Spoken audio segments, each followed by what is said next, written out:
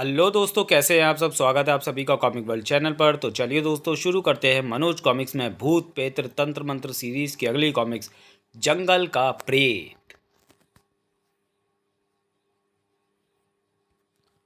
जंगल का प्रेत समरपुर सीमा पर स्थित एक छोटा सा पहाड़ी कस्बा था। इसी कारण वहां से होने वाली तस्करी की रोकथाम के लिए पुलिस हमेशा चौकन्नी बनी रहती थी। वह गाड़ी बहुत तेज जा रही है, आगे निकलकर उसका रास्ता ब्लॉक करो। ओह, वो भाग रहे हैं। जीप और तेज चलाओ राम सिंह। था।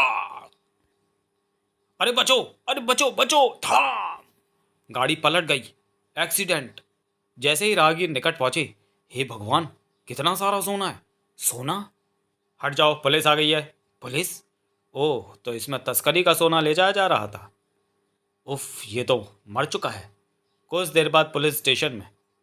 कुल 500 बिस्कुट हैं, यानी 50 किलो सोना। 50 किलो सोना पकड़े जाने की खबर समरपुर में जंगल की आग की तरह फैल चुकी थी। 50 किलो सोना बहुत होता है सिद्धू।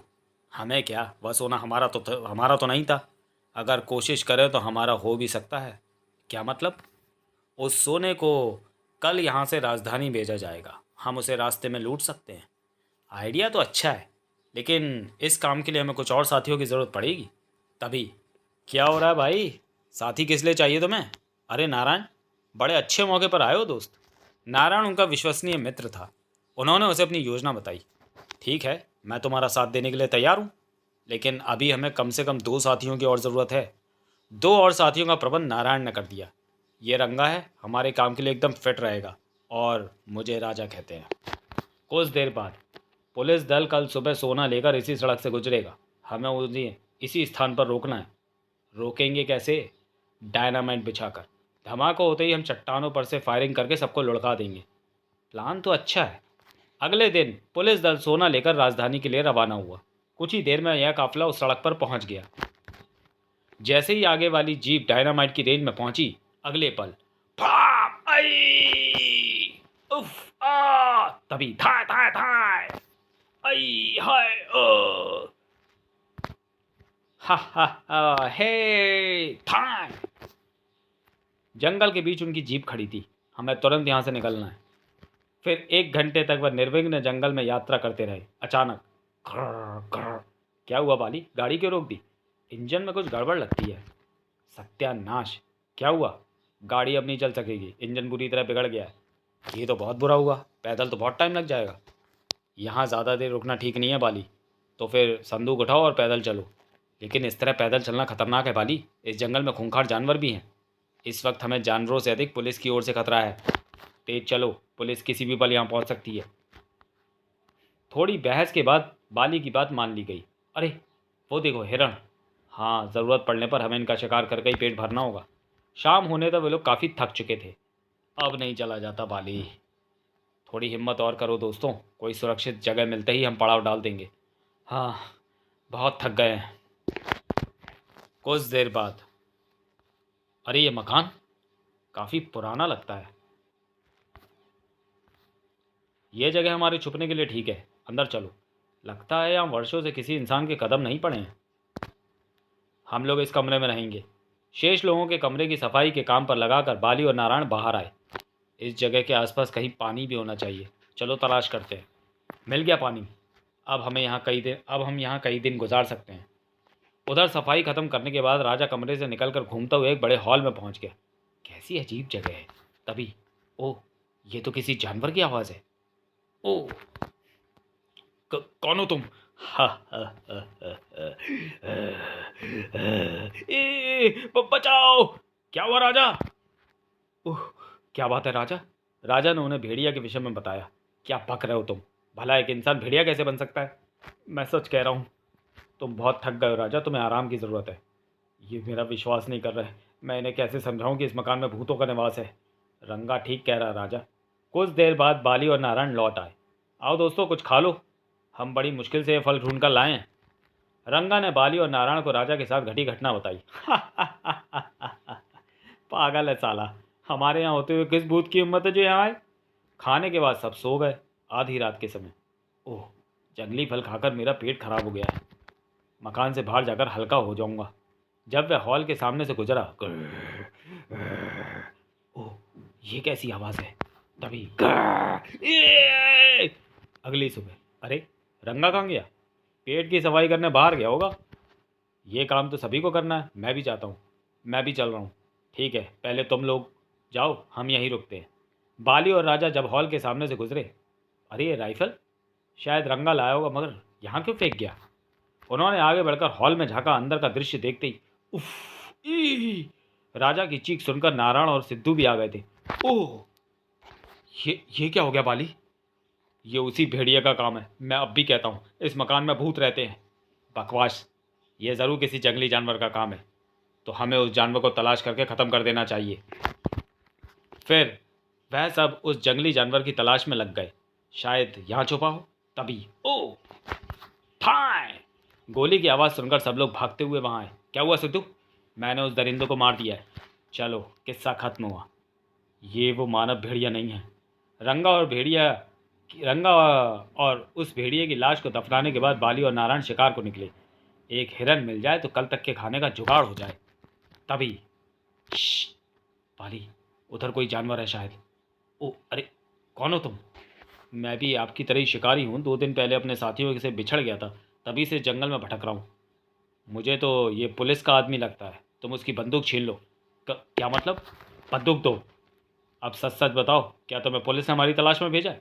पुलिस? नहीं भाई, मैं तो सचमुच शिकारी हूँ। मेरा नाम रमेश है। प्लीज़ मुझे इस जंगल से बाहर निकलने का रास्ता बता दो। इस जंगल से तो अब तो हमारे चाहने पर ही बाहर जा सकेगा। हाँ, तुझे अब हमारी कैद में रहना होगा। रमेश को पकड़कर वह मकान पर ले आए और अपनी बेल्टों से उसके हाथ पांव बांध दिए।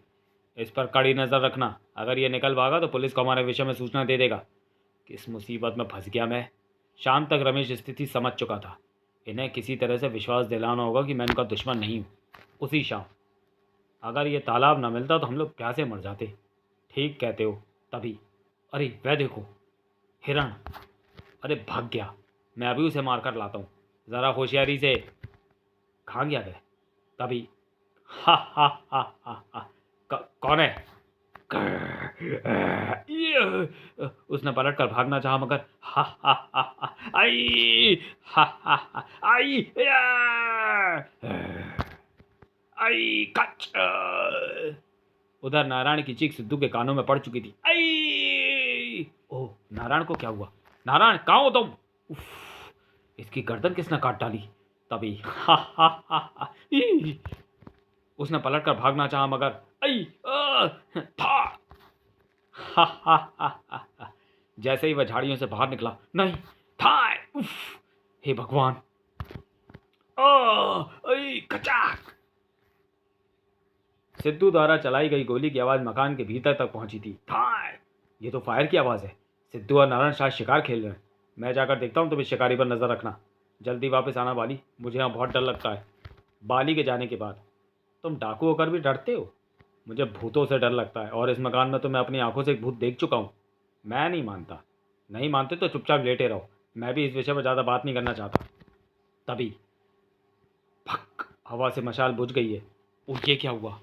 ई, उफ, ओ भूत! राइफल उठाओ मूर्ख, ये भेड़िया है। तभी ओ आ! ओह, अब मैं क्या करूं? ये बंधन टूट भी नहीं रहा है। वह दरिंदा मुझे भी मार डालेगा। तभी खचाक! उफ! ओह, वो बाहर जा रहा है। उधर बाली तालाब के निकट पहुंचा। अरे वह कौन है? उफ, ये तो सिद्धू है। तभी उसके नाम झाड़ियों की ओर गई। ओह, यहाँ आसपास कोई जंगली जानवर है जिसने इन लोगों को मारा है। कुछ क्षण बाद, यहाँ अंधेरा क्यों है और राजा कहाँ गया? उसे भेड़िया उठाकर ले गया। रमेश ने उसे विस्तार से पूरी घटना सुना दी। इसका मतलब है कोई खूनी दरिंदा हमारे पीछे पड़ा हुआ है। उसने नारायण और सिद्धू को भी मार डाला है। ओह, वो दोनों भी मर गए? हाँ, अब इस खतरनाक जगह पर मैं अकेला रह गया हूँ। अकेले कहाँ हूँ? मैं भी तो हूँ। मुझे आज़ाद कर दो बाली। हम दोनों मिलकर उस खूनी भेड़िया को ख़त्म कर सकते हैं। बाली कुछ क्षण सोचता रहा, फिर रमेश के बंधन खोल दिए। मुझे इस वक्त एक साथी की ज़रूरत है, इसलिए तुम पर भरोसा कर रहा हूँ। लेकिन मुझे धोखा देकर भागने की कोशिश की तो तुरंत गोली मार दूंगा। ठीक है, चलो अब हम उस भेड़िए को तलाश करते हैं। मैं मशाल जला लेता हूँ। ये देखो खून के निशान। भेड़िया राजा को इस तरफ लेकर गया होगा। इस तरफ तो वही हॉल है जहाँ हमारे एक साथी रंगा की लाश मिली थी। तो चलो हॉल में देखते हैं, शायद भेड़िया वहीं छुपाओ। चलो। हॉल बिल्कुल खाली पड़ा था। यहाँ तो कुछ भी नहीं है। फर्श पर देखो, लाश के घिसटने के निशान हैं। वह देखो, कोई दरवाज़ा है, लेकिन पहले तो यह दरवाज़ा यहाँ नहीं था। पहले तुमने ध्यान से नहीं देखा होगा। हो सकता है। ओह, ये तो तहखाना है। सीढ़ियाँ नीचे जा रही हैं। कैसी अजीब सी दुर्गंध है यहाँ, बिल्कुल सड़े हुए मांस जैसी। मुझे लगता है वह भेड़िया अपना शिकार यहीं लाकर खाता है। ओह राजा! तभी उफ, अरे ये क्या बला थी? चमगादड़ थे या ऐसी अंधेरी और वीरान जगहों पर ही रहते हैं? तुम नीचे चलो। लाश के ऊपर से गुजरकर वह नीचे एक चौकोर कमरे नुमा जगह में पहुंचे। यहाँ तो कोई भेड़िया नहीं है। तभी ची ची ची ची ची ची, क्या मुसीबत है! रमेश का ध्यान चमगादड़ों पर नहीं बल्कि फर्श पर केंद्रित था। ये भेड़िए के पाँव के निशान है, लेकिन भेड़िया कहाँ है? उन निशानों पर चलते हुए दीवार के निकट पहुंचे। ये क्या है? तस्वीर है।